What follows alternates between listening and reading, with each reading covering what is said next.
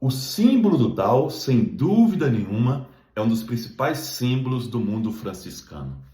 Francisco de Assis utilizava o tal na assinatura de cartas, para selar as suas cartas, nas pinturas das paredes.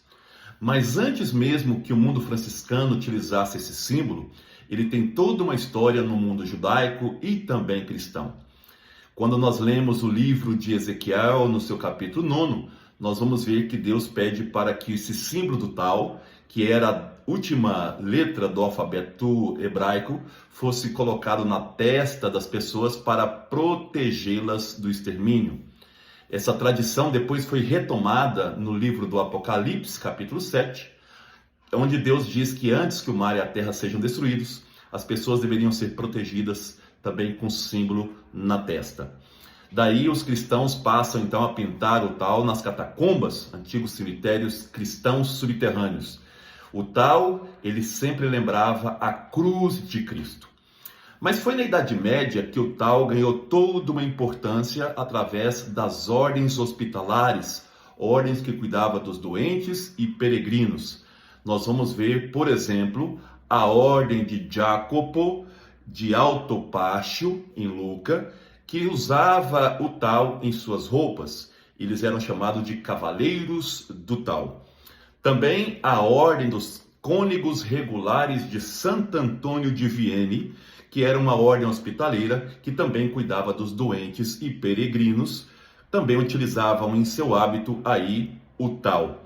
Então o tal ele foi usado aqui como símbolo para a proteção dos doentes e peregrinos.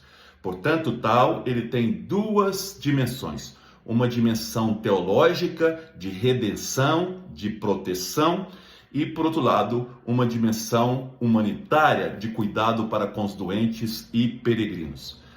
Mas o auge do tal como utilização de símbolo cristão aconteceu no Quarto Concílio de Latrão, em 1215. Nesse concílio, inclusive, participou Francisco e alguns confrades. Nesse concílio, na abertura desse concílio, o Papa vai pedir para que o tal seja utilizado na cabeça das pessoas como uma espécie de renovação da igreja.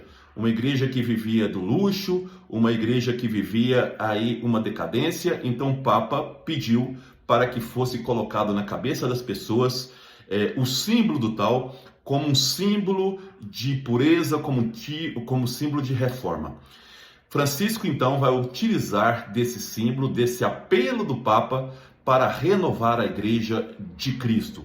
Portanto, esse é um dos motivos pelo qual Francisco começa a utilizar com grande amor o símbolo do tal. Uma outra hipótese é que o Francisco ele utilizou esse símbolo porque em Roma ele se hospedava aí num hospital dessa ordem de Santo Antônio Abade, que já usava o tal nas suas vestimentas. Gostou? Compartilhe!